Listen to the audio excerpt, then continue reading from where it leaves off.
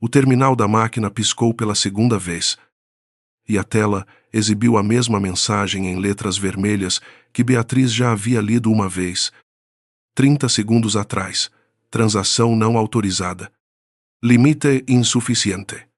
Ela não se mexeu.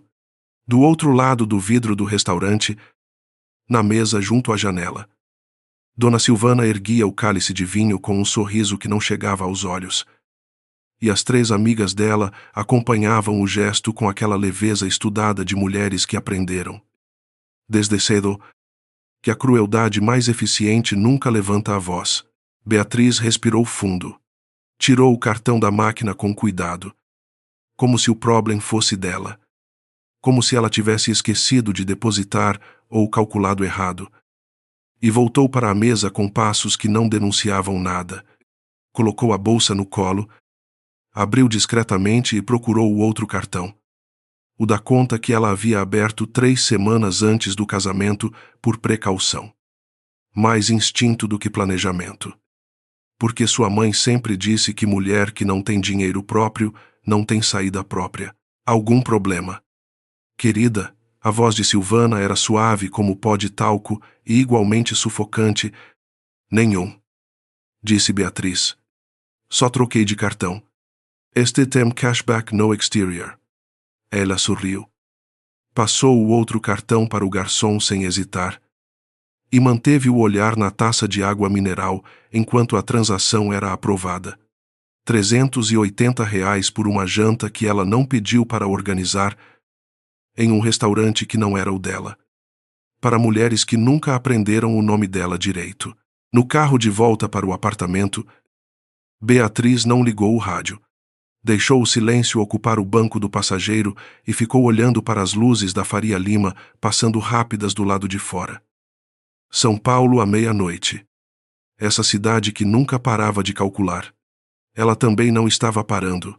O apartamento cheirava a café que ninguém havia bebido. Rafael ainda não tinha chegado. Ela largou a bolsa no aparador da entrada.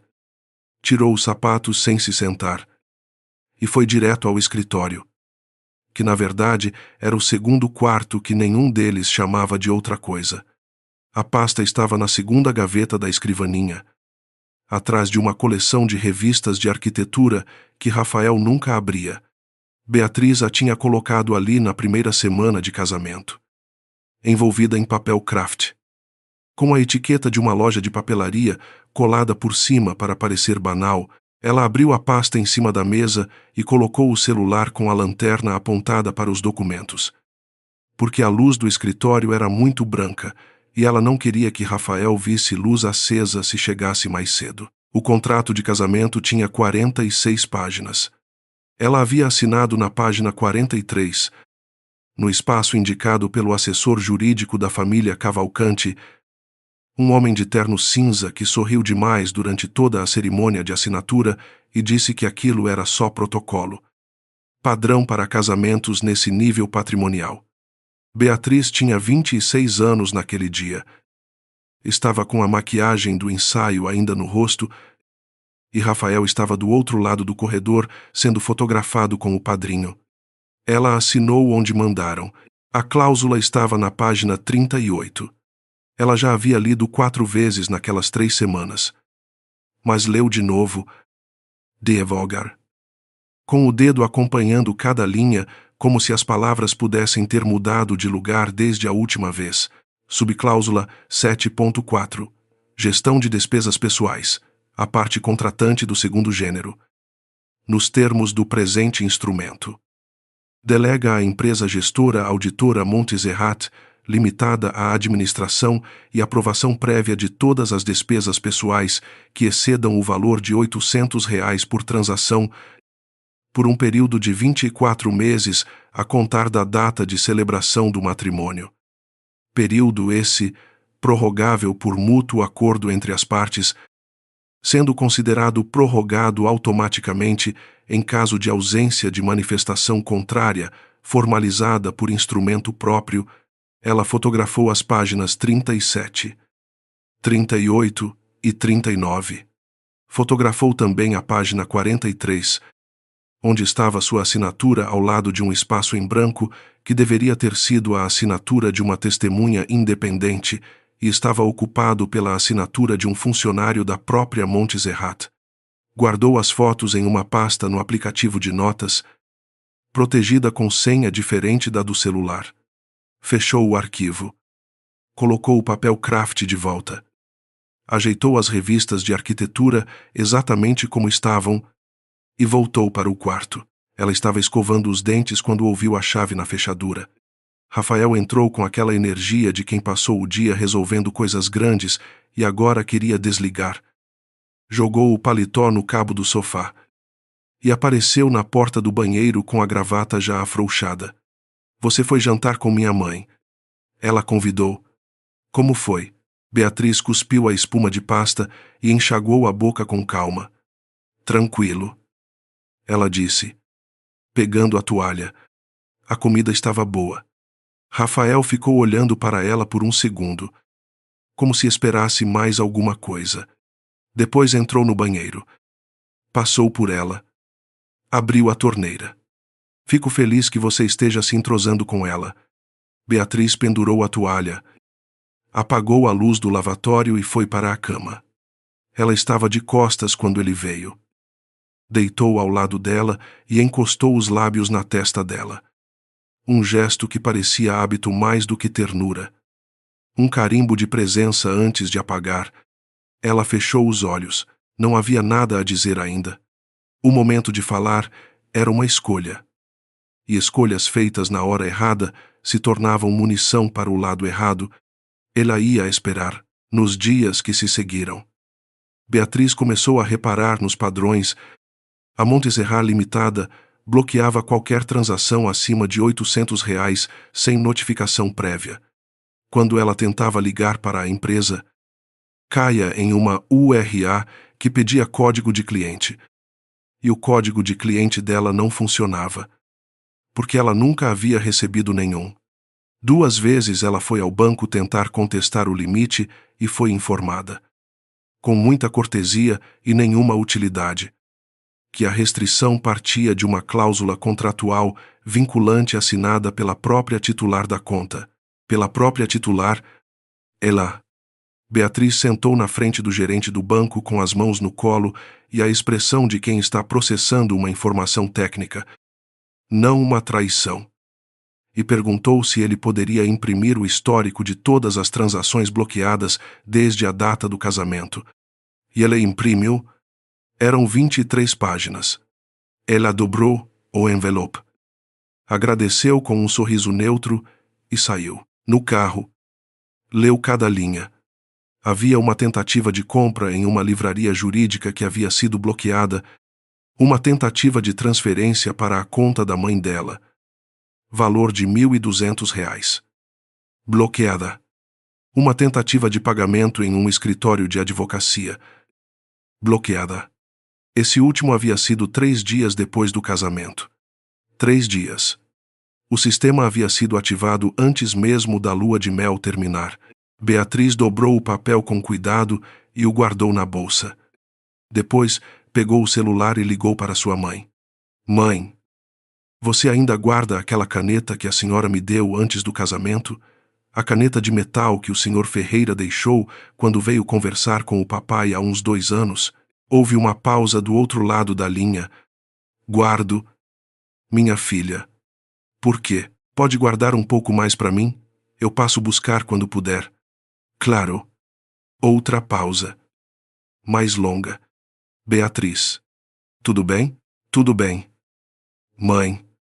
Ela encostou a cabeça no banco do carro e fechou os olhos por um momento. Só estou organizando algumas coisas. Ela não havia mentido. Era exatamente isso que estava fazendo. O escritório de design funcionava em um apartamento pequeno no Itaim. O nome estava registrado no CNPJ dela há 2 anos. E os clientes pagavam por Pix para uma conta que não tinha nenhuma ligação com a conta conjugal nem com a Montserrat. Ela havia começado a prestar serviços antes do casamento. Projetos de identidade visual para pequenas empresas. E quando Rafael perguntou uma vez sobre o que ela fazia nas tardes de quinta-feira, ela disse visitar uma amiga que está reformando o apartamento e ele não perguntou de novo. Não por desconfiança. Por desinteresse.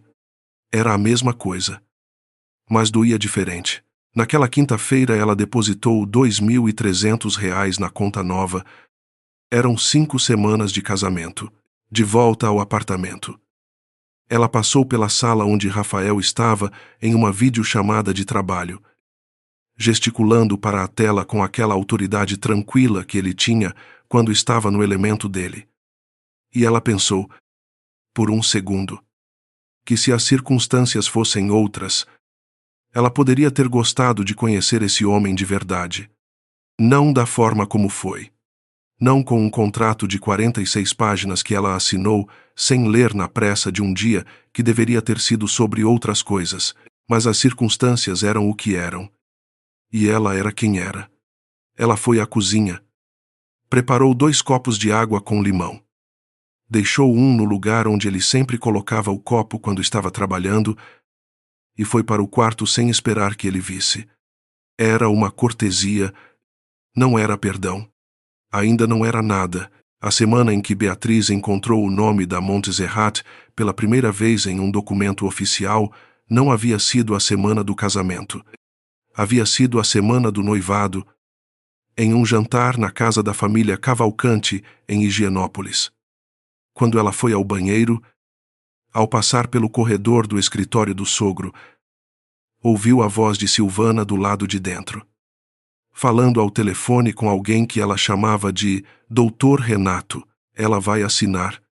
Rafael garante que ela assina qualquer coisa que a gente puser na frente dela no dia. Ele disse que ela é ingênua. Doutor. Não no sentido ruim. Ele disse isso com carinho. Uma pausa. O som de uma gaveta abrindo. O carinho não muda o resultado para nós. Não é que ela assine com carinho ou com descuido. O efeito jurídico é o mesmo. Beatriz havia voltado para a mesa sem fazer barulho. Sorrido para o sogro quando ele contou uma piada sobre o mercado financeiro. Bebido o vinho que não queria. E ficado pensando naquela frase o caminho todo de volta para casa, ela vai assinar.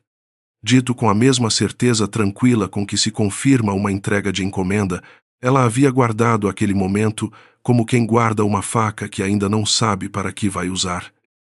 Mas sabe que vai precisar. E Rafael, ao lado dela no carro, havia colocado a mão sobre a dela no câmbio e dito que havia gostado de vê-la com sua família. Que achava que ia funcionar. Que tinha um bom pressentimento. Ela havia dito que também tinha. Não era uma mentira completa. Era uma meia-verdade com a outra metade guardada para depois. Beatriz passou a 3ª semana de casamento catalogando. Era o que ela fazia quando precisava entender alguma coisa. Transformava em lista. Em ordem. Em uma sequência que fazia sentido lida de cima para baixo.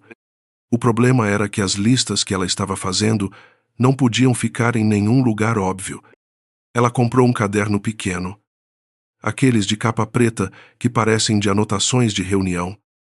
E o mantinha dentro da capa de um livro de tipografia que ficava na prateleira do ateliê no Itaim. Na primeira coluna, datas e valores das transações bloqueadas. Na segunda, o que ela estava tentando comprar ou pagar. Na terceira, uma observação sobre o padrão. E o padrão era consistente. Claro. Irritantemente previsível. Qualquer coisa que construísse autonomia era bloqueada. Qualquer coisa que parecesse dependência passava sem problema. Ela podia comprar roupas de até R$ 800 sem aprovação. Não podia pagar um advogado. Na 4ª semana ela testou o limite. Tentou fazer uma transferência de R$ 790 para o escritório de advocacia, dividindo o valor em 2 transações menores, para ver se o sistema era inteligente o suficiente para identificar a fragmentação. Ambas foram bloqueadas com a justificativa de destinatário em lista de restrição contratual. Havia uma lista. Um rol de categorias de destinatários que a Montserrat havia pré-aprovado e os que havia pré-bloqueado. Ela era uma adulta casada com um contrato que a tratava como menor sob tutela. E o tutor era uma empresa que ela nunca havia contratado. Mas havia algo que a Montserrat não havia considerado. Porque ninguém na família Cavalcante havia considerado. Porque a premissa inteira daquele arranjo dependia de Beatriz ser exatamente quem Rafael havia descrito para a mãe, ingênua. No sentido mais gentil da palavra. Ela não era. Havia uma conta bancária aberta 2 anos antes, em nome do escritório de design. E essa conta não estava vinculada ao CPF dela em nenhum dos documentos do contrato matrimonial, porque o contrato listava apenas suas contas pessoais, não as contas de pessoa jurídica das quais ela era sócia. A Montserrat controlava Beatriz Ferreira Cavalcante. Pessoa física. Não controlava Beatriz Ferreira Design, ME, era uma lacuna. Pequena. Técnica. Provavelmente não intencional.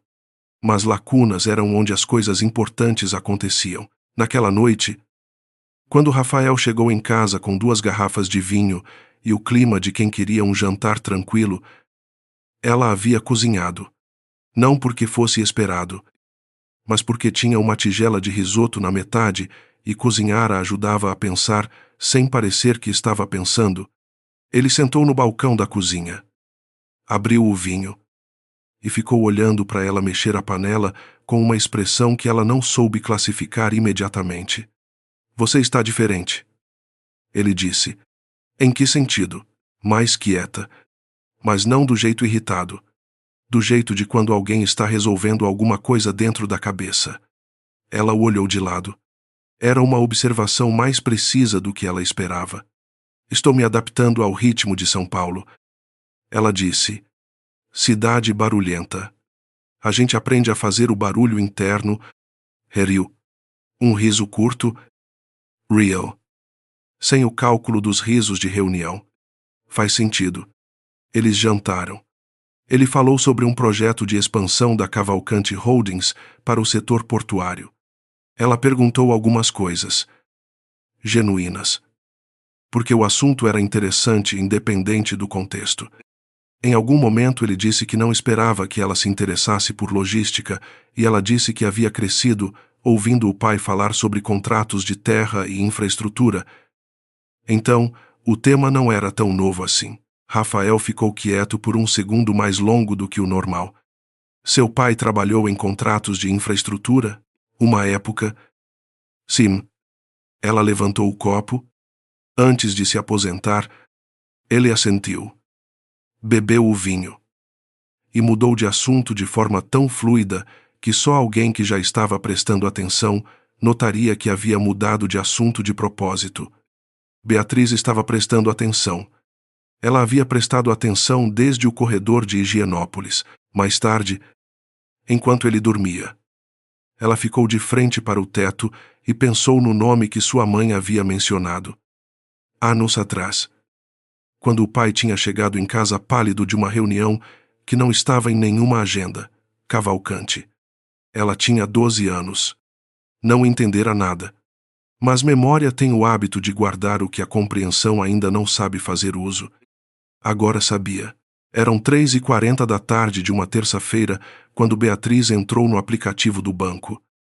Navegou até o cartão de crédito conjunto. E trocou a senha.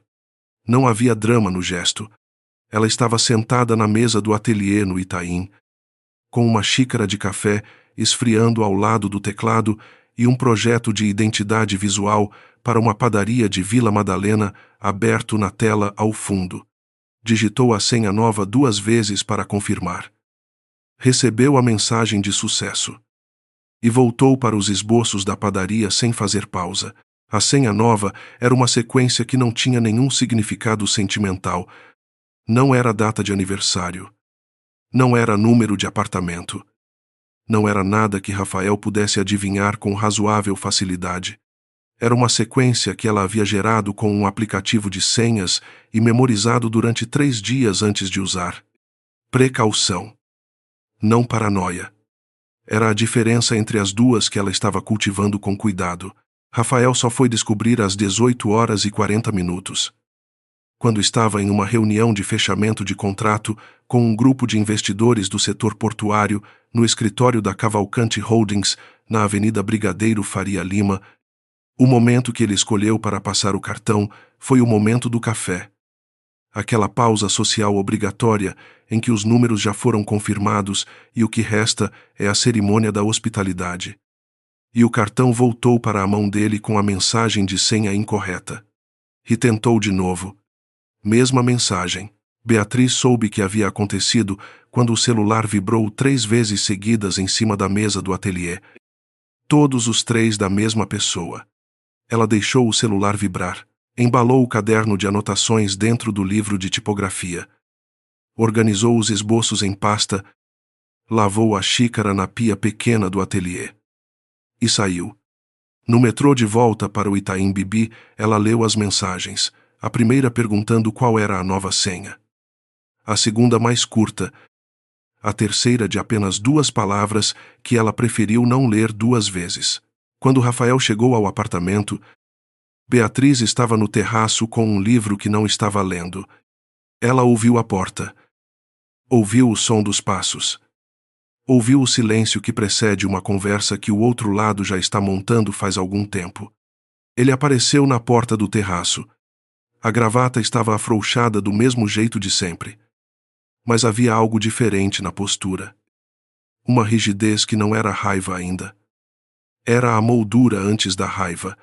Por que você trocou a senha? Beatriz deixou o livro no colo e o olhou. Porque a senha antiga era muito fácil de adivinhar. Você poderia ter me avisado. Poderia. Ela não acrescentou nada. Ele ficou parado na porta por um momento.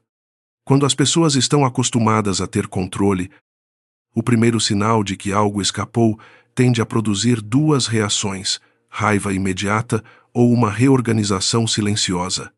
Rafael era do segundo tipo. Ela havia aprendido isso nos 3 meses de casamento. Ri não explodia. E calculava. Eu precisei do cartão hoje em uma reunião. Ele disse, com uma calma que era mais ensaiada do que natural. Foi uma situação constrangedora. Sinto muito. Ela disse sem ironia. E era parcialmente verdade. Ela não havia planejado que fosse em uma reunião. Havia simplesmente sido o dia em que o prazo que ela havia se dado se esgotou. Qual é a conta que você precisa que eu coloque no débito automático para não depender do cartão em reuniões? Ele a olhou por um segundo mais longo que o habitual. Era um olhar de recalibração. O mesmo olhar que ele devia dar para um número em uma planilha que não batia com a projeção anterior. Não é sobre o débito automático. Oi, Zai. Ela abriu o livro de volta. Mas é uma solução prática. Ele ficou na porta por mais um momento. Depois entrou no apartamento sem dizer mais nada. Beatriz ouviu o som da televisão ligando na sala. O barulho de gelo em um copo. E voltou a não ler o livro que estava segurando. O que ela havia feito era pequeno. Era um sinal. Uma única pedra virada em um tabuleiro grande, apenas o suficiente para mostrar que havia uma mão jogando. Nos 3 dias seguintes, Rafael não mencionou o cartão de novo. Mas ela notou que ele começou a prestar mais atenção. Não de forma óbvia. Não de forma que pudesse ser chamada de vigilância. Mas havia uma presença diferente nele. Uma qualidade de atenção que não estava ali antes. E passava mais tempo no apartamento. Fazia perguntas sobre a rotina dela que antes não fazia. Uma vez a encontrou no escritório do segundo quarto e ficou olhando para as revistas de arquitetura na prateleira por tempo demais. Beatriz arrumou a pasta com a caneta dentro, ainda mais fundo atrás das revistas. Naquele mesmo período, ela foi ao escritório de advocacia do Dr. Marcos Abreu no Paraíso, não para contratar serviços, mas para uma consulta que ela pagou em espécie, com dinheiro retirado de um caixa eletrônico 2 dias antes, para não deixar rastro eletrônico. Ela levou fotocópias das páginas 37, 38 e 39 do contrato matrimonial e 2 folhas adicionais que havia encontrado ao reler o documento com mais cuidado, as páginas 11 e 12, que continham as cláusulas patrimoniais padrão do regime de comunhão parcial, Marcos Abreu leu os documentos em silêncio. Era um homem de uns 50 anos com óculos de armação fina e o costume de bater o dedo indicador na mesa quando estava processando algo complicado. Rebateu 3 vezes antes de levantar a cabeça.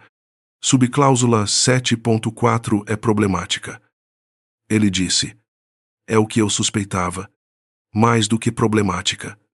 Para ser válida, precisaria de uma testemunha independente que atestasse que você compreendeu o conteúdo antes de assinar. Esse espaço aqui, ele apontou para a fotocópia. Está assinado por um funcionário da própria empresa gestora. Isso é um conflito de interesse que torna a cláusula potencialmente nula. Potencialmente. Num processo formal, com o contrato original e um laudo técnico, eu diria com alto grau de confiança. Recolocou os papéis na mesa, mas há outra coisa aqui que me interessa mais. Ele apontou para as páginas 11 e 12. Você leu as cláusulas de participação societária do regime conjugal? Beatriz endireitou as costas. Eu li. Mas não entendi todas as implicações. A subcláusula 3.7 estabelece que, no regime de comunhão parcial, qualquer participação societária adquirida durante o casamento entra na meação. Mas há um adendo aqui. No parágrafo 2º, que estende essa participação a cotas de empresas das quais o cônjuge já era titular antes do casamento. Em casos onde a empresa tenha se beneficiado patrimonialmente da reputação ou do vínculo conjugal, retirou os óculos e os limpou devagar. Na prática, isso significa que você tem, dependendo de como o casamento for enquadrado, uma posição como acionista minoritária da Cavalcante Holdings. Beatriz ficou quieta por um momento. Eles sabem disso? Se os advogados da família Cavalcante redigiram esse contrato, e pelo nível do documento, eu assumo que sim. Então, ou eles são incompetentes, o que eu duvido, ou inseriram essa cláusula por outro motivo. Ri pausou. Talvez achassem que você nunca ia ler. Ela saiu do escritório com as fotocópias na bolsa e a frase do advogado ecoando de um jeito que tinha a textura específica das coisas que mudam alguma coisa, não imediatamente, mas de forma definitiva. Foi nessa semana também que Beatriz ligou para a mãe e perguntou sobre os documentos que o pai havia deixado. Não havia perguntado antes porque não tinha certeza de que havia conexão. Agora tinha. A mãe foi ao armário no corredor. Abriu a caixa de papelão que guardava desde 2019 e encontrou o envelope pardo com o nome do pai escrito à mão na frente. Está aqui. Minha filha. Não foi aberto. Oisai. Mãe. O senhor disse que não era para abrir. Ele disse muita coisa. A voz da mãe tinha aquele tom que só aparecia quando o assunto era o pai. Uma combinação específica de lealdade e exaustão. Você vai vir buscar? Sexta-feira à tarde. Enquanto isso, do outro lado da cidade, em um escritório no 17º andar de um edifício em Pinheiros que não tinha nenhum letreiro no saguão. Rodrigo Sampaio. Investigador particular com 18 anos de experiência em casos de família de alto patrimônio, estava montando um dossiê sobre Beatriz Ferreira Cavalcante e havia sido contratado há uma semana por uma cliente que ele conhecia como Dona S, que pagava em transferência de conta empresarial e que havia deixado claro, com a cortesia fria de quem não precisa ser mais explícita, que discrição não era uma sugestão. O dossiê tinha 14 páginas. Fotos do ateliê no Itaim. Registro do CNPJ da Beatriz Ferreira Design, M.E., o endereço do escritório do Dr. Marcos Abreu e a data e horário em que Beatriz havia saído de lá. E não tinha acesso ao conteúdo da conversa, mas tinha um dado suficiente para o relatório inicial. Beatriz havia visitado um advogado especializado em direito de família e contratos matrimoniais, não de divórcio, e havia verificado o perfil do escritório. Contratos matrimoniais. Era uma distinção que a cliente havia achado importante o suficiente para ligar de volta às 11 da noite, quando Rodrigo a informou. Ela não está planejando sair, disse Dona Esse. Está planejando ficar de uma forma diferente. O que a senhora quer que eu faça com isso? Uma pausa. Continue monitorando. E me diga com quem ela falar sobre a família do marido. Rodrigo fechou o caderno e foi buscar café. Era o tipo de caso que parecia simples na superfície e ficava complicado quando você começava a entender que todos os lados estavam jogando ao mesmo tempo. Beatriz foi buscar o envelope na sexta-feira. A mãe havia preparado o café e tentado iniciar uma conversa. E Beatriz havia ficado o tempo suficiente para tomar o café e responder às perguntas sobre Rafael com a versão do casamento que ela mantinha para a mãe: estável, razoável, ainda em processo de se acomodar. Não era mentira suficiente para machucar e não era verdade suficiente para assustar. No carro, com o envelope no banco do passageiro. Ela foi para o ateliê em vez de para casa. Abriu o envelope em cima da mesa de luz. Sob o brilho plano que usava para analisar negativas fotográficas e esboços em papel vegetal. Eram 19 páginas de anotações manuscritas, 3 páginas de registros de reunião datadas entre 2003 e 2005, 2 recibos de transferência bancária e uma fotocópia de um contrato de cessão de terras com o carimbo da Cavalcante Empreendimentos, a empresa predecessora da Holdings. No rodapé, a letra do pai era miúda e inclinada, a de um homem que aprendera a escrever rápido em reuniões onde cada palavra tinha peso e poderia ser usada contra ele. No centro das anotações, sublinhado 2 vezes em caneta vermelha: área rural. Município de Ribeira do Pombal, Bahia, 1.200 hectares. Escritura original, em nome de José Dimas Ferreira. Transferência forçada via pressão de agentes vinculados a Cavalcante Empreendimentos. Com participação de cartório de notas municipal. Data: 14 de agosto de 2004. E na margem, com letra ainda menor, recebi R$45 mil em 21 de agosto de 2004 para retirar o depoimento no processo administrativo. Assinei.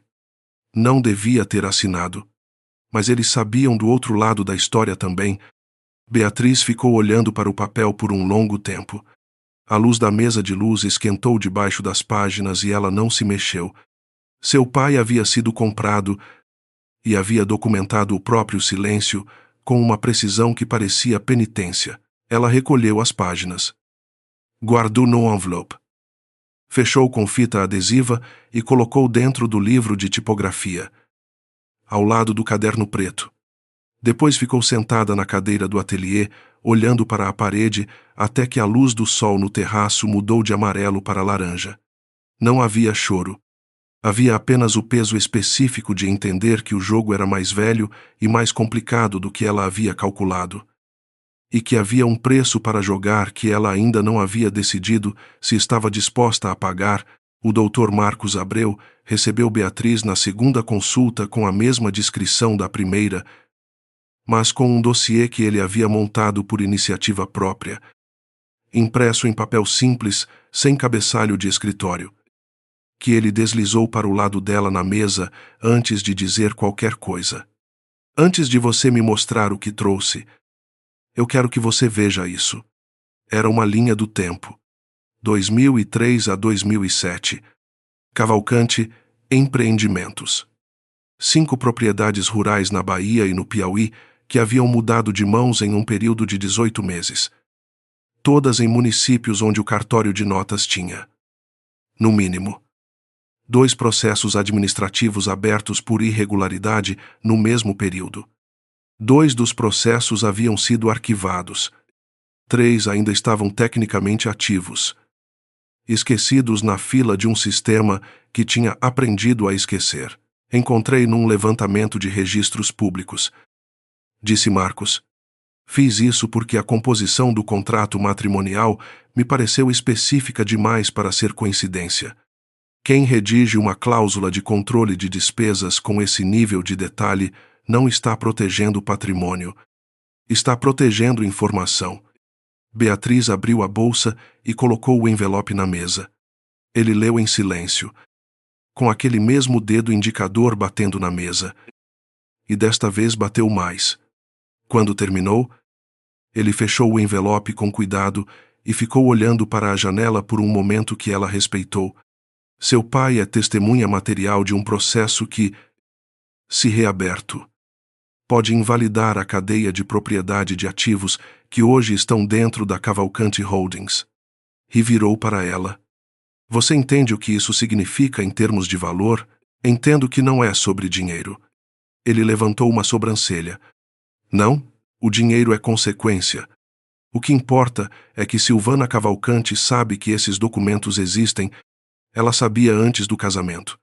A cláusula 7.4 não foi feita para me controlar no sentido doméstico. Foi feita para me impedir de contratar um advogado que pudesse me ajudar a entender o que eu tinha em mãos. Marcos ficou quieto. Depois disse: devagar, se você usar esses documentos em um processo formal, a primeira linha de defesa deles vai ser atacar a credibilidade da fonte. Seu pai assinou um recibo. Eles vão dizer que ele tentou extorquir a família e agora a filha está dando continuidade. Oh, Isai, isso vai machucar o seu pai publicamente. Eu sei disso também. Ela disse sem hesitação. Mas Marcos notou que ela olhou para as mãos quando disse. E isso era diferente de não saber. Era saber e ainda não ter decidido. Existe uma outra via. Ele disse. Mais técnica. Menos exposição pessoal. Dependendo de como o contrato matrimonial for contestado, é possível usar a invalidade da subcláusula 7.4 para abrir o restante do contrato à revisão judicial.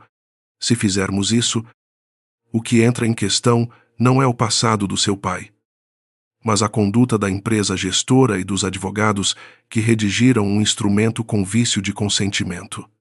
E a questão da participação societária, ele sorriu. Pequeno. Essa é a parte interessante. A subcláusula 3.7 que conversamos antes é válida independentemente da 7.4. São instrumentos diferentes na mesma peça. Você tem direito a uma posição como acionista minoritária da Cavalcante Holdings. E esse direito não depende de nenhum processo relacionado ao passado da empresa. Hiparu.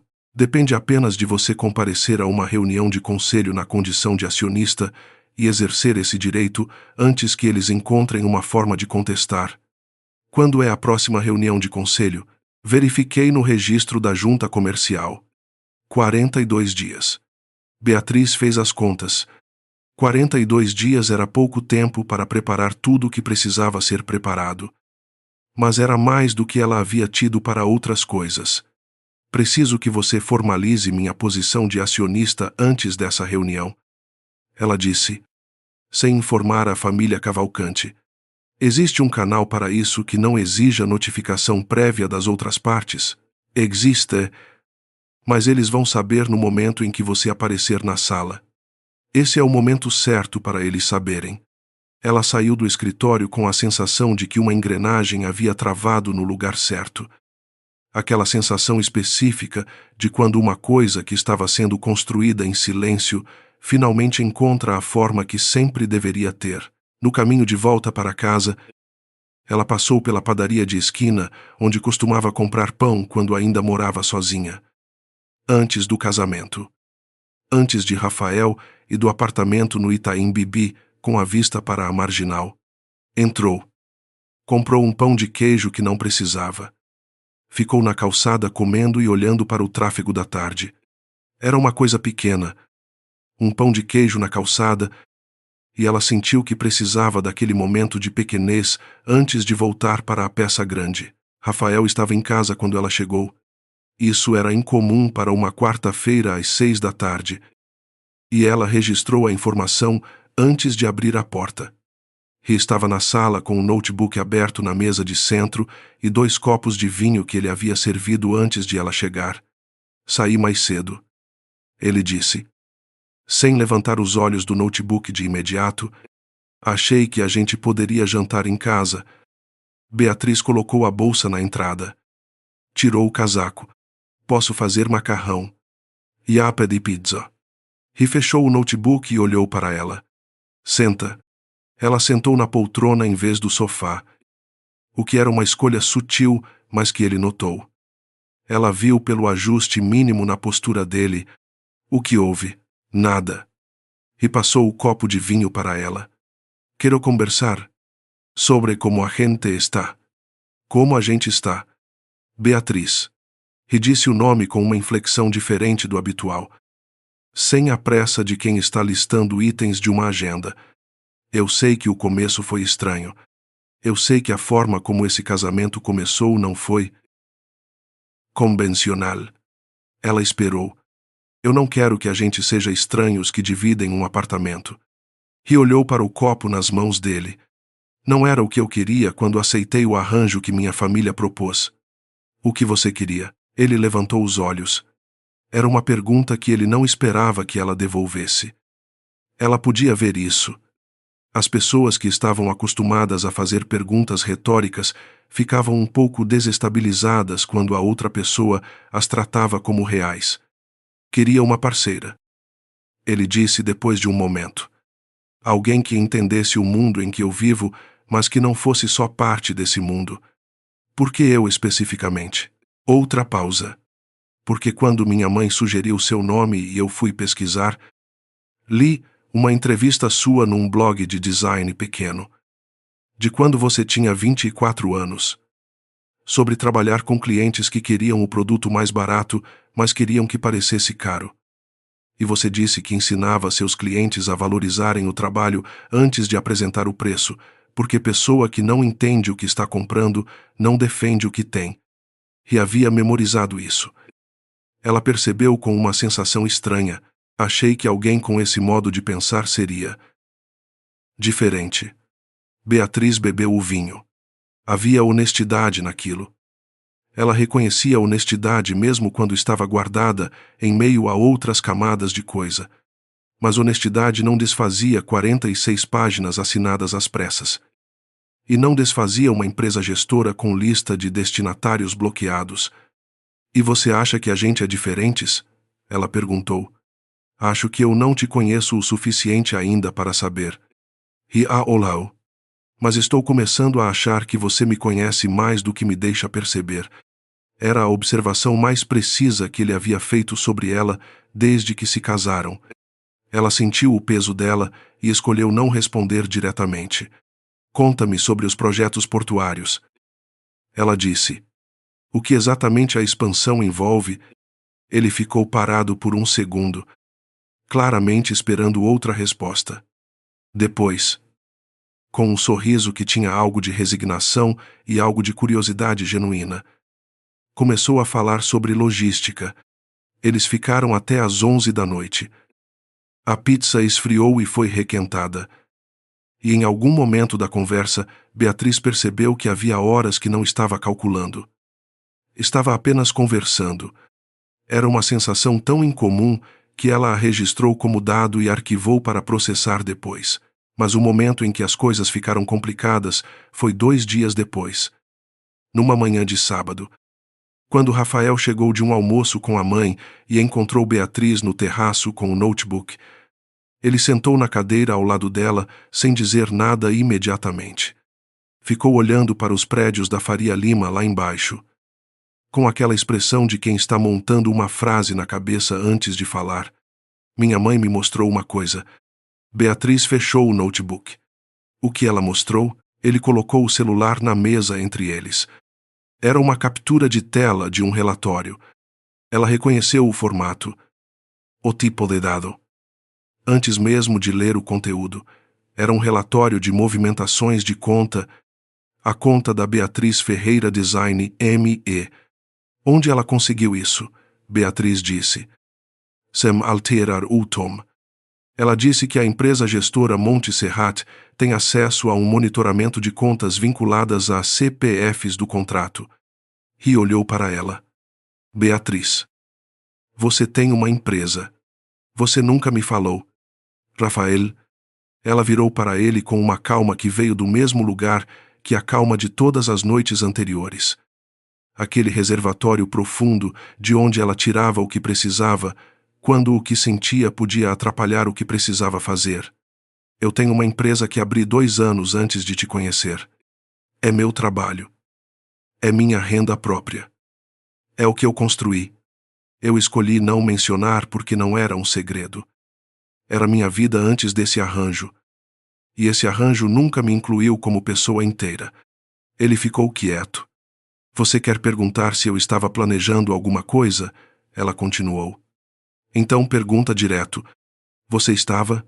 Estou tentando entender o contrato que assinei sem ler. Ela deixou isso assentar. Não é uma conspiração. É uma consequência de ter assinado 46 páginas às pressas no dia do meu próprio casamento. Rafael olhou para o celular na mesa. Ela viu o momento em que ele processou isso.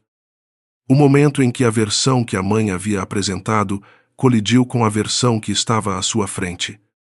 E o que ele fez com essa colisão? Ele abriu o celular, deletou a captura de tela e colocou o celular no bolso. Me conta sobre a empresa. Ele disse. Era um gesto pequeno, mas era um gesto que ele havia escolhido fazer quando poderia ter escolhido o contrário. Ela contou. Não tudo. Mas o suficiente. Os clientes. Os projetos. O tipo de trabalho. E ouviu. Ela observou enquanto ouvia, buscando o sinal de que havia um cálculo por baixo da atenção, e não encontrou o que procurava. Encontrou algo que se parecia mais com alguém tentando reaprender a ver uma pessoa que havia ficado invisível por engano. Não era suficiente, mas era um dado a mais. Naquela noite, no silêncio depois que Rafael adormeceu, Beatriz pensou no pai e nos documentos e na frase que o pai havia escrito na margem. Não devia ter assinado, mas eles sabiam do outro lado da história também. Ela ficou pensando no que era o outro lado e o que era o preço de ser sabido. E se havia alguma diferença entre o silêncio comprado e o silêncio escolhido por amor, e se o amor diminuía a culpa ou só tornava o silêncio mais complicado de carregar, não havia resposta naquela noite. Havia apenas 41 dias até a reunião de conselho. O pai de Beatriz morava em uma casa no Tatuapé, que parecia menor por dentro do que por fora. Ou talvez fosse o contrário. Era difícil saber com casas onde as pessoas ficaram paradas enquanto a vida do lado de fora continuou andando. E abriu a porta com a expressão de quem estava esperando não por ela especificamente, mas por alguma versão daquela conversa. Por anos. Entre. Ele disse. Sua mãe foi ao mercado. Eles sentaram na sala, que tinha o mesmo sofá de quando ela era criança. Recuperado uma vez e depois deixado envelhecer. E ele fez café que nenhum nem outro foi beber. A pasta com os documentos estava em cima da mesa de centro, entre eles como uma terceira presença. Você abriu. Ele disse. Não era uma pergunta. Abre. Ele ficou olhando para a pasta por um momento. Era um homem que havia envelhecido de forma específica, com a leveza saindo primeiro e o peso ficando. Como acontece com pessoas que passaram tempo demais guardando coisas. Eu não queria que você se envolvesse nisso. Eu me envolvi quando assinei o contrato de casamento. Ela não disse com raiva. Era um fato. Eles usaram o que sabem sobre você para me neutralizar. Pai, a cláusula que me bloqueia de contratar advogado não foi posta ali por acidente. Silvana Cavalcante sabia que eu poderia chegar nessa pasta um dia. Ele fechou os olhos. Beatriz, eu preciso usar esses documentos.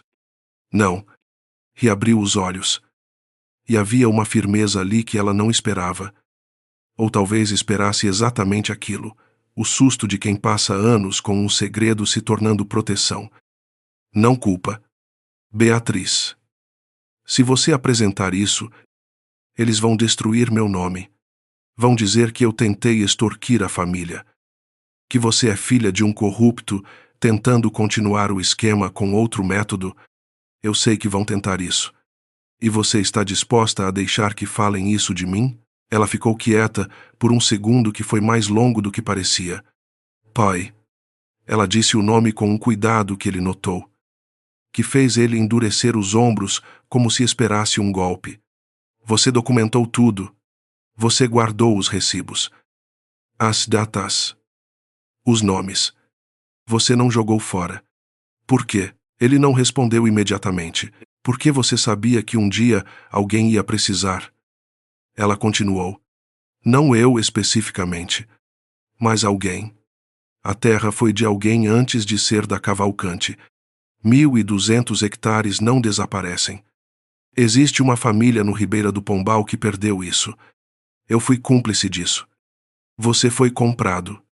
Tem uma diferença. Não grande o suficiente. Grande o suficiente para que você tenha documentado. Ela colocou a mão sobre a pasta. Pai, eu não estou usando isso para te destruir. Estou usando porque é o único instrumento que temos que é verdadeiro. E a verdade tem um custo. Eu sei que tem. Mas o silêncio também tem. E você está pagando ele faz 20 anos. Ele ficou olhando para as mãos dele por um tempo longo. A casa tinha aquele silêncio de tarde de semana no Tatuapé. Passarinho lá fora. Um rádio de vizinho em volume baixo. O mundo continuando no ritmo do mundo. Se você fizer isso, ele disse por fim, devagar. Vai mudar como as pessoas me veem. Vai mudar como você me vê? Ela esperou um momento antes de responder. Não por hesitação, mas porque queria que ele entendesse que ela havia pensado na pergunta de verdade. Não. Você cometeu um erro que ficou grande demais para carregar sozinho. Mas você ficou com os documentos. Ela o olhou. Isso importa. Ele não disse que concordava. Mas também não disse que não. Levantou. Foi à cozinha. Ficou lá por uns 3 minutos. Voltou com os 2 cafés que nenhum deles havia pedido. E colocou na mesa como se o gesto fosse uma forma de resposta que as palavras ainda não conseguiam fazer. Beatriz bebeu o café. Quando saiu, 1 hora depois. A pasta ficou com ela, nos 5 dias que antecederam a reunião de conselho. Beatriz dormiu pouco e trabalhou muito. Não nos projetos do ateliê.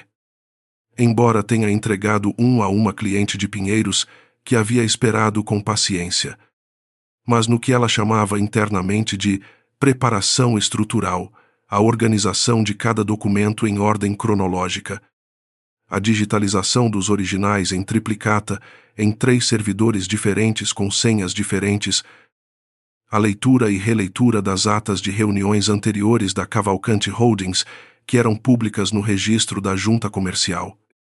A conversa com Marcos Abreu para confirmar o protocolo de notificação de acionista minoritária. A notificação havia sido protocolada 12 dias antes da reunião. O protocolo legal não exigia que a empresa notificasse previamente as outras partes sobre a identidade do acionista que havia protocolado a notificação. Apenas que disponibilizasse a pauta da reunião a todos os acionistas com direito a voto. Beatriz havia recebido a pauta. Ninguém na família Cavalcante. Até onde ela sabia. Havia recebido uma notificação dizendo que ela ia estar lá. Ela escolheu a roupa com cuidado, um blazer cinza escuro que ela havia comprado antes do casamento para uma apresentação de projeto. Sóbrio sem ser deferente. Que cabia nos ombros de uma forma que dizia que a pessoa dentro dele havia aprendido a ocupar espaço. Sapatos fechados de salto baixo. Porque reunião de conselho não era lugar para transformar estabilidade física em performance. Cabelo preso. Sem joia da família Cavalcante. Rafael viu ela se arrumando de manhã cedo e perguntou se havia reunião de cliente. Algo assim. Ela disse. Ele a olhou com aquele olhar de recalibração que ela havia aprendido a reconhecer. O olhar de quem está adicionando dados a um modelo que ainda não está completo. Posso te dar carona? Não precisa. Beatriz. Ela se virou para ele. Estava com o blazer já no corpo e a bolsa no ombro. E havia qualquer coisa no jeito que ele disse o nome dela naquela manhã que era diferente de todas as outras manhãs. Um peso diferente. Como se ele soubesse sem saber exatamente o que. Eu vou explicar tudo depois. Ela disse. Hoje à noite. Prometo. Ele ficou parado. Você está bem? Estou. E era verdade. Ela estava bem. Estava completamente fria e completamente acordada e completamente presente da forma que só acontecia quando estava prestes a fazer algo que não tinha volta. Cuida de você. Ela saiu. O escritório da Cavalcante Holdings ficava no 18º andar de um edifício na Avenida Brigadeiro Luiz Antônio, e a sala de reuniões do conselho era do tipo que havia sido projetada para transmitir permanência, madeira escura, janelas do teto ao chão com vista para a cidade, cadeiras de couro que custavam mais do que a maioria dos salários. Beatriz chegou 7 minutos antes do horário marcado e foi recebida na recepção pela assistente do conselho, que olhou para o nome dela na lista de presença. Olhou de volta para ela e foi buscar o diretor administrativo com uma descrição que era... Ela reconheceu. O oposto de descrição. O diretor administrativo apareceu com o sorriso de alguém recebendo uma notícia que não sabe ainda se é boa ou má. Senhora Cavalcante. Não sabia que a senhora estaria presente hoje? Beatriz Ferreira Cavalcante. Ela disse, com ênfase calibrada no sobrenome de solteira. Acionista minoritária conforme subcláusula 3.7 do contrato matrimonial registrado em cartório. Tenho a documentação aqui se necessário. Ele abriu e fechou a boca. Foi buscar outra pessoa. A outra pessoa era um advogado. Jovem demais para ser sênior. Que veio com a pasta de documentos da empresa na mão e ficou 2 minutos lendo o que ela havia apresentado com aquela expressão específica de quem está procurando um erro e não está encontrando. A posição está tecnicamente correta. Ele admitiu. Com o tom de quem preferiria não estar admitindo. A senhora tem direito a participar como observadora com voz consultiva, com voto em pautas que afetem a estrutura patrimonial do grupo. Ela corrigiu, apontando para o parágrafo específico, conforme o mesmo instrumento. Ele foi buscar mais uma pessoa. Beatriz ficou de pé na recepção, com a postura tranquila de quem não precisa de cadeira para esperar, e olhou para os quadros nas paredes, aquelas fotos em preto e branco de obras e instalações que eram o álbum de família das empresas que constroem coisas grandes com dinheiro que nem sempre tem origem clara. Quando entrou na sala de reuniões, havia 8 pessoas ao redor da mesa. Ela reconheceu o diretor financeiro, o diretor jurídico, 2 conselheiros independentes que havia pesquisado pelo nome nas atas públicas e, na cabeceira oposta à entrada, Dona Silvana, que havia chegado mais cedo do que o habitual e que a olhou entrar com a expressão de alguém vendo um erro de cálculo se materializar em forma humana. Beatriz se sentou no lugar que havia sido preparado às pressas na lateral da mesa, abriu a pasta e esperou a reunião começar. As primeiras 2 pautas foram sobre o setor portuário e uma parceria com um fundo estrangeiro. Ela ouviu. Tomou notas em um caderno pequeno. Fez uma pergunta técnica sobre a estrutura de garantias da parceria que fez o diretor financeiro olhar para ela com um respeito involuntário que ele claramente não havia planejado sentir. A terceira pauta era de revisão de contratos internos de gestão. Era Ali. Beatriz abriu a pasta e colocou as cópias certificadas em cartório na mesa, empurrando com cuidado para o centro, na quantidade certa para que cada membro do conselho recebesse uma via, como acionista com direito a voto em pautas de estrutura patrimonial.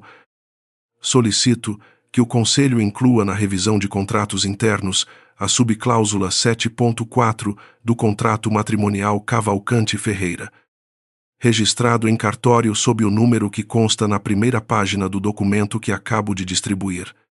Ela falou sem apressar, sem dramaturgia, com o tom exato de quem está apresentando um relatório técnico. Essa subcláusula foi inserida com vício de consentimento, conforme laudo de análise jurídica que também consta na pasta, e sua presença no contrato expõe a empresa gestora Montserrat limitada a um passivo legal significativo. Dado que a Montserrat é contratada da Cavalcante Holdings, houve um silêncio de 5 segundos que pareceu mais longo. O diretor jurídico abriu a cópia dele. Leu a primeira página. Leu a segunda. Silvana não abriu a pasta. Ela estava olhando para Beatriz com aquela expressão que às vezes precede a fala e às vezes precede o cálculo. Era a expressão de alguém que ainda não sabe qual das duas vai ser. Além disso, Beatriz continuou. Gostaria de registrar formalmente que na mesma pasta constam documentos relacionados ao processo de aquisição de propriedades rurais no estado da Bahia entre 2003 e 2005, período em que a empresa antecessora da Holdings operava sob o nome Cavalcante Empreendimentos. Ela pausou. Esses documentos incluem registros de transferência e anotações de testemunho que, se apresentados em processo administrativo formal, podem reabrir pelo menos 3 dos 5 processos arquivados naquele período. O silêncio desta vez foi diferente, mais pesado, mais preciso. O silêncio de quando uma sala entende, ao mesmo tempo que o chão mudou. O conselheiro independente que ficava à direita de Silvana se inclinou para o advogado jovem e sussurrou algo. O diretor financeiro fechou a pasta e a abriu de novo. Silvana continuou, sem abrir a dela. Não estou apresentando esses documentos como ameaça. Beatriz disse. Estou apresentando como contexto para que o conselho entenda por que a subcláusula 7.4 foi inserida e por que sua invalidade precisa ser tratada como prioridade, não como formalidade. A gestora Montserrat foi contratada para me impedir de chegar a esta sala. Estou nesta sala. Ela fechou a pasta na sua frente. Solicito que a pauta seja adiada para que os membros do conselho possam revisar a documentação com seus assessores jurídicos. Estou disponível para uma segunda sessão em data a ser marcada. Silvana abriu a boca pela primeira vez desde que Beatriz havia começado a falar. Isso é completamente irregular. Você não tem legitimidade para... Subcláusula 3.7. Parágrafo 2º. Beatriz disse, sem elevar a voz, com voto em pautas que afetem a estrutura patrimonial do grupo. Esse instrumento foi redigido pelos seus próprios advogados. Dona Silvana. Outro silêncio. Este foi o mais longo de todos. O diretor jurídico limpou a garganta. Proponho um recesso de 15 minutos. A reunião foi suspensa. No corredor. Beatriz foi ao banheiro. Fechou a porta por dentro. Encostou as costas na parede de mármore frio. E respirou fundo 4 vezes seguidas. Contando cada uma. Era a única concessão que ela se permitia, 4 respirações em privado antes de voltar ao mundo. Quando voltou para a sala de reuniões, o lugar ao redor da mesa estava rearranjado de forma sutil. O advogado jovem ao lado de Silvana agora, os 2 conselheiros independentes conversando em voz baixa com o diretor jurídico, era o rearranjo de pessoas recalibrando a aliança em tempo real. Silvana a olhou entrar, havia algo novo naquele olhar. Não era derrota, era o reconhecimento de que havia uma adversária real do outro lado. E esse reconhecimento, para alguém que havia operado por anos com a certeza de que o outro lado não existia, era sua própria forma de desorientação. A reunião foi encerrada formalmente. A pauta da subcláusula 7.4 foi incluída para a sessão extraordinária. O advogado jovem entregou para Beatriz um protocolo de recebimento de documentos assinado pelo diretor jurídico. Ela saiu pelo mesmo elevador que havia entrado. Na rua, com o sol de tarde batendo na calçada da Luiz Antônio, ela pegou o celular. Havia 2 mensagens de Rafael, uma perguntando como havia corrido, outra apenas com o número do apartamento. Como se fosse um endereço que ela pudesse ter esquecido. Ela guardou o celular sem responder.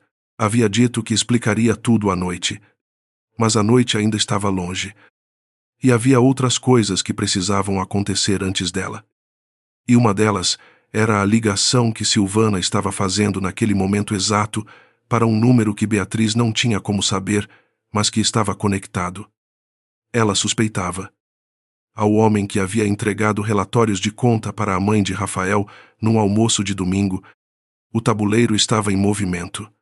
Faltava ainda o lance que desfaria o equilíbrio de vez. A ligação que Silvana fez no corredor da Cavalcante Holdings durou 4 minutos e 30 segundos. Beatriz não estava presente para ouvir o conteúdo. Mas o resultado chegou até ela 36 horas depois.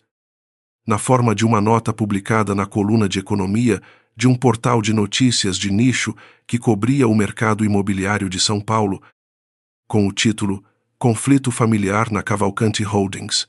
Herdeiro questionado por parentesco com ex-funcionário investigado. O artigo tinha 3 parágrafos.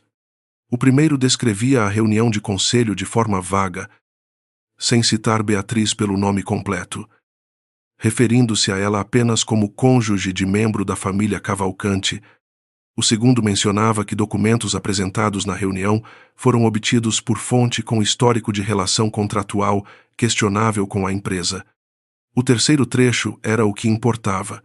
Fontes próximas à empresa informam que os documentos têm origem em Antônio Carlos Ferreira, ex-funcionário terceirizado que recebeu pagamento de rescisão atípica da Cavalcante Empreendimentos em 2004.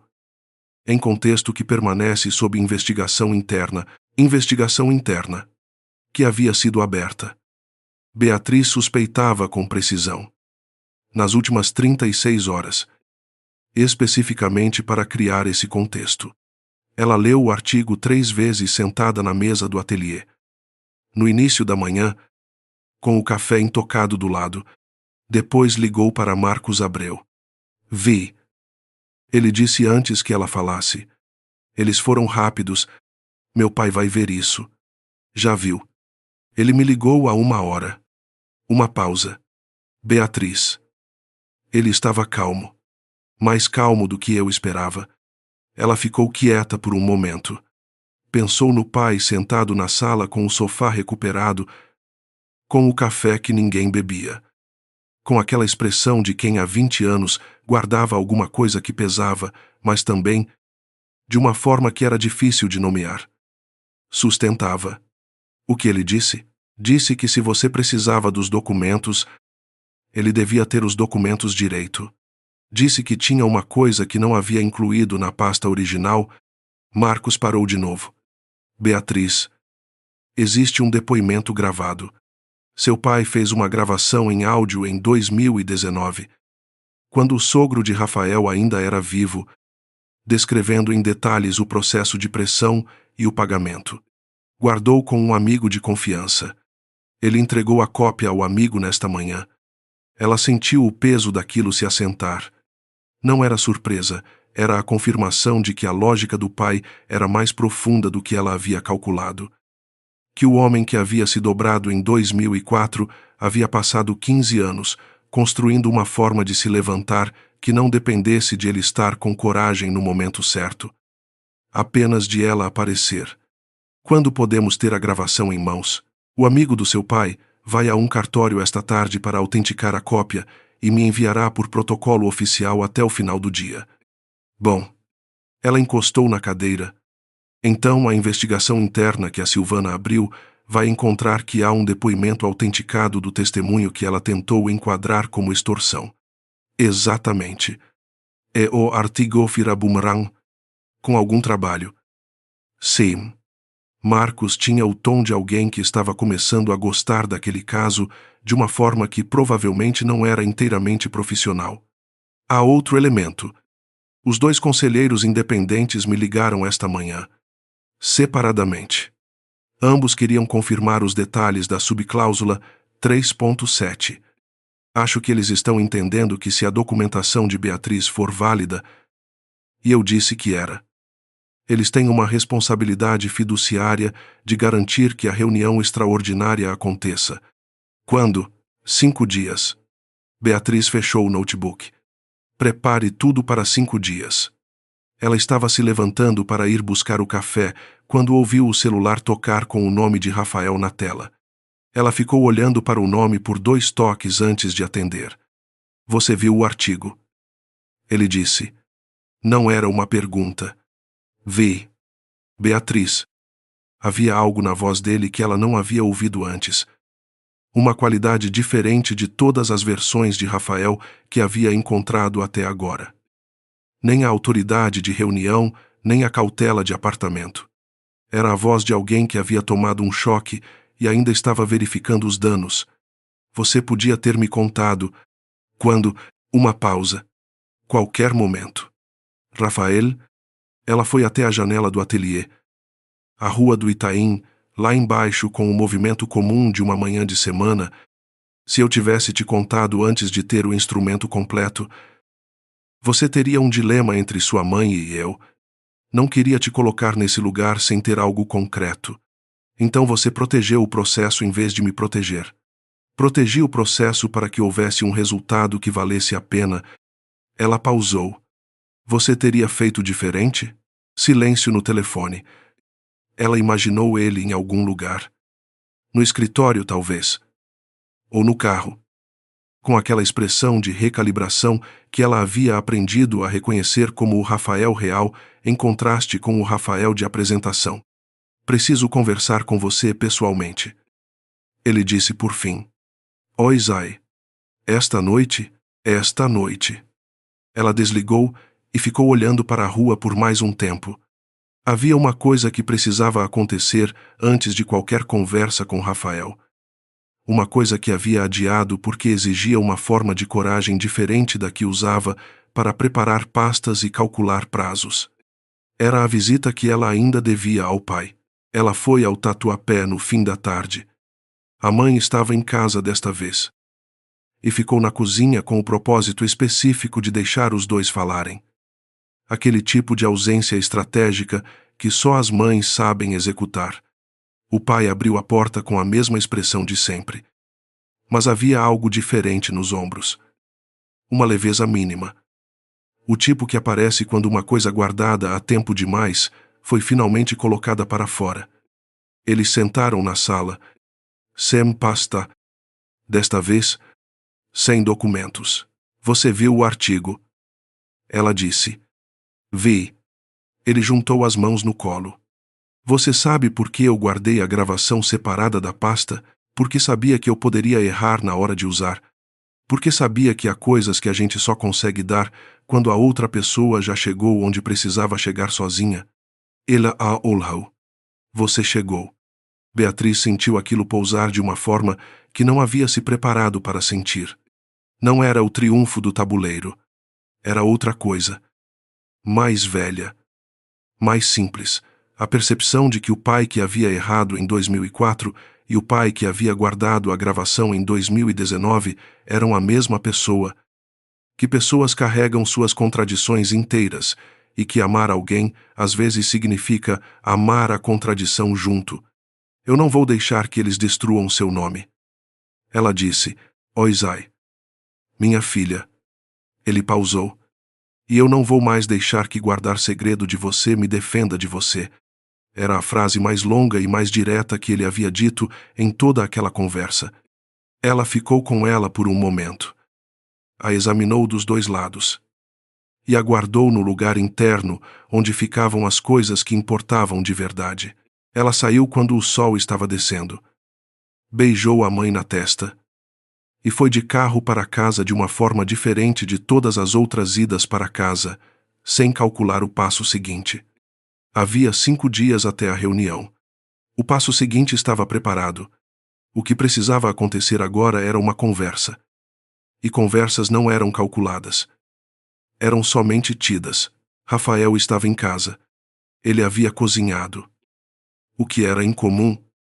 E havia colocado 2 copos na mesa da sala em vez de na cozinha. O que sinalizava que ele havia pensado naquilo antes de ela chegar. Ela tirou o casaco. Colocou a bolsa. E sentou. Você quer me contar pelo começo? Ele disse. Sentando do outro lado da mesa, ela contou. Tudo desta vez. Desde o corredor de Higienópolis até a máquina de caixa eletrônico. Desde o caderno preto no livro de tipografia até os documentos do pai. Desde a visita ao Dr. Marcos até a pasta distribuída no conselho. Ela contou com o tom específico de quem está narrando um fato que aconteceu com ela. Não com o tom de acusação. Porque a raiva que havia guardado por aqueles meses havia encontrado saída no conselho. Não era algo que ela queria descarregar agora. Ele ouviu tudo sem interromper. Uma vez foi buscar água para os dois e voltou sem ter dito nada. O que ela interpretou como respeito pela narração em andamento. Quando ela terminou, ficou em silêncio por um tempo. Depois disse: a minha mãe sabia sobre os documentos do seu pai. Sim. Ela estruturou o casamento para te neutralizar. Sim. E eu assumi que o que ela apresentava como proteção para a família era proteção para a família. Você não verificou. Ele encostou na cadeira. Era a postura de alguém absorvendo o peso de uma coisa e decidindo não fugir dele. Não verifiquei. Uma pausa. Beatriz. Eu me importo com o que acontece com você. Não da forma que um advogado se importa com um cliente. Não da forma que minha família esperava que eu me importasse com um arranjo. Eu precisei de tempo para entender isso. E esse tempo foi mal gasto porque eu fiquei olhando para o que minha mãe dizia de você em vez de olhar para você. Ela ficou quieta. Mas preciso te dizer uma coisa. Ele continuou. E havia uma qualidade diferente na voz dele agora. Mais direta. Menos ensaiada. Quando você disse essa manhã que protegeu o processo em vez de me proteger, eu fiquei com raiva. E fiquei com raiva porque você estava certa. E quando alguém está certa de um jeito que nos coloca em xeque, a raiva é mais fácil do que admitir. Beatriz o olhou. Você foi à reunião de conselho no dia anterior. Ele assentiu. Ela havia suspeitado. Mas ouvir a confirmação era diferente. Fui quando vi nos registros que havia uma nova acionista inscrita. Não sabia que era você até chegar lá e o diretor administrativo me contar. Ele passou a mão no rosto. Fiquei na antessala ouvindo partes da reunião. Vi quando você distribuiu a pasta. E saí antes do final porque não conseguia ficar parado assistindo e não podia entrar sem atrapalhar o que você havia construído. Ele olhou para ela. Então fui fazer minha parte. Ele colocou um envelope na mesa entre eles. Ela o abriu. Eram impressões de registros. Capturas de telas de conversas. O contrato de prestação de serviços entre a Cavalcante Holdings e a Montserrat Limitada, com uma anotação à mão na margem. Contratação aprovada por membro do Conselho de Família. Aprovação de data. 3 semanas antes do casamento. Ele havia ido buscar a prova de que a mãe havia agido antes do casamento. Antes de Beatriz aparecer. Antes que houvesse qualquer justificativa que não fosse exatamente o que Beatriz havia suspeitado desde a página 38. Isso confirma o vício de consentimento. Ela disse. E retira qualquer argumento de que a cláusula foi inserida em resposta a comportamento seu. Ele fechou as mãos sobre a mesa. Eu deveria ter visto isso antes. Não vi porque não procurei. Havia uma diferença entre desculpa e reconhecimento. E o que ele havia dito era reconhecimento. Ela sabia a diferença. Rafael. Ela dobrou os papéis e os colocou de volta no envelope. Você me perguntou uma vez o que eu queria quando a gente estava conversando sobre os projetos portuários. Não dessa forma. Mas era o que estava por baixo. Sim. Nunca me perguntou de frente. Estou perguntando agora. Ela olhou para a janela. O apartamento tinha uma vista que ela nunca havia parado para apreciar de verdade. Os prédios da Faria Lima abaixo, as luzes que eram a mesma São Paulo de sempre, mas pareciam diferentes de quando não havia urgência para olhar. Quero fazer o que fiz naqueles meses sem precisar esconder. Ela disse. Quero trabalhar. Quero ter o dinheiro que é meu, sem pedir aprovação para nada nem para ninguém. Quero poder contratar um advogado quando precisar sem que um sistema criado por outra pessoa decida que não posso. Ela virou para ele. E quero saber se o que existe entre a gente é real o suficiente para ser construído do zero. Sem o contrato que os dois assinamos, sem entender completamente o que estávamos assinando, ele ficou olhando para ela. Isso é um pedido de recomeço. Não sei bem o que é. Sei o que não quero mais. E o que não quer mais. Não quero mais ficar esperando o próximo movimento de outra pessoa. Ela disse isso sem amargura. Apenas como fato. Passei 3 meses aprendendo a jogar um jogo que não devia ter existido. Não quero mais jogar esse jogo. Rafael ficou quieto por um momento. Depois se levantou. Foi até a janela. Ficou olhando para a cidade pelo mesmo ângulo que ela havia olhado. Era um gesto que ela reconhecia como o dele quando estava processando algo que não cabia nas categorias que ele normalmente usava. Eu quero te conhecer de verdade, ele disse, com as costas para ela. Não como cálculo. Não como arranjo. Elle virou. Não sei se consigo prometer que vou acertar tudo, mas posso prometer que vou parar de não procurar. Era uma promessa específica, não genérica. Ela reconhecia a diferença entre as duas. Isso é suficiente para agora. Ela disse, nos 5 dias seguintes. A sessão extraordinária do conselho aconteceu conforme agendada. Beatriz chegou com Marcos Abreu ao lado. O que havia sido discutido e aprovado pelo diretor jurídico como protocolo. Dado o caráter técnico da pauta, Silvana chegou com 2 advogados que Beatriz não havia visto na reunião anterior, o que era uma mudança de postura que ela havia antecipado. A pauta tinha um item, a subcláusula 7.4. O advogado de Silvana argumentou que a cláusula era válida sob o princípio da autonomia da vontade das partes. Marcos apresentou o laudo de vício de consentimento e o contrato de prestação de serviços que Rafael havia obtido, demonstrando a anterioridade da contratação da Montserrat em relação ao casamento. O advogado de Silvana tentou questionar a autenticidade do documento de Rafael. O diretor financeiro pediu que ambos os lados apresentassem documentação ao jurídico da empresa para análise independente. Silvana pediu a palavra. Beatriz ficou olhando para ela quando ela começou a falar, e notou que Silvana estava olhando para ela também. Não com a frieza calculada das outras vezes, mas com algo diferente. A expressão de alguém avaliando se o adversário à frente é o tipo que pode ser negociado ou o tipo que não pode. Era um reconhecimento. Tardio, custoso, mas real. Proponho uma solução consensual. Silvana disse, com a voz tão controlada quanto sempre, mas com o controle mais visível agora. Como estuque que mostra a estrutura por baixo, a subcláusula 7.4 é extinta pelo acordo mútuo das partes, com efeito imediato, sem processo judicial. Em contrapartida, os documentos de terceiros apresentados nesta reunião e relacionados a períodos anteriores ao casamento são retirados da pauta e mantidos fora de processos formais. Era uma retirada estratégica travestida de proposta. Silvana estava cedendo o controle de Beatriz em troca de manter o passado da empresa fora dos tribunais. Beatriz olhou para Marcos. Ele olhou para... Era uma decisão que só ela podia tomar. Dona Silvana. Beatriz disse, com uma calma que havia custado 3 meses para construir.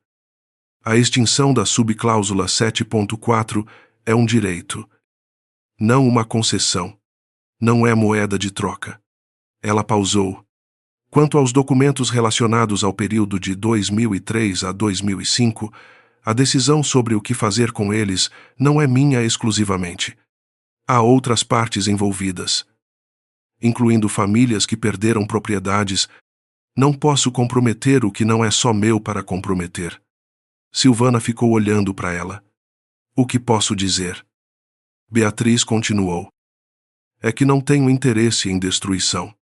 Tenho interesse em correção. Ela colocou as mãos sobre a mesa. Se a Cavalcante Holdings abrir um processo voluntário de revisão das aquisições daquele período e criar um mecanismo de reparação para os afetados, eu me comprometo a não utilizar os documentos em processo judicial contra a empresa. Isso inclui um fundo de compensação administrado por um terceiro independente. Havia um silêncio diferente de todos os anteriores. Não era o silêncio da surpresa. Era o silêncio de quando uma sala inteira está recalculando ao mesmo tempo. O conselheiro à direita de Silvana olhou para ela com uma expressão que estava mais próxima do alívio do que Beatriz havia esperado. Ela havia apostado que pelo menos um dos conselheiros independentes tinha preocupações com o passivo histórico que o conselho havia escolhido ignorar. E essa aposta havia sido correta. Silvana ficou em silêncio por um momento que durou o suficiente para ser um cálculo real, não uma pose. Depois, o conselho vai deliberar sobre a proposta. Agradeço. A reunião foi encerrada. Beatriz saiu pela mesma porta que havia entrado, com Marcos ao lado. E no corredor, ele disse em voz baixa que nunca havia visto uma proposta de reparação voluntária ser colocada em uma sala de conselho por uma acionista minoritária sem advogado de bancada. A maioria das acionistas minoritárias não tem os documentos certos. Ela disse, e ele riu. A maioria das pessoas não teriam feito o que você fez com eles.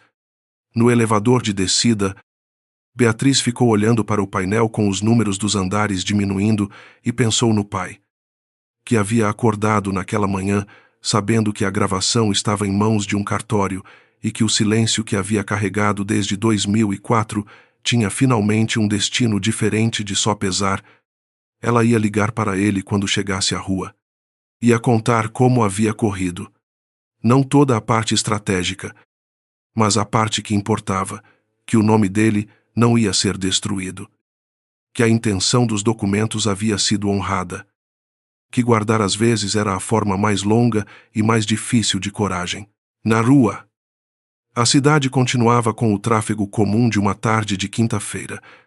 Ela ficou na calçada por um momento, com o celular na mão sem ligar ainda.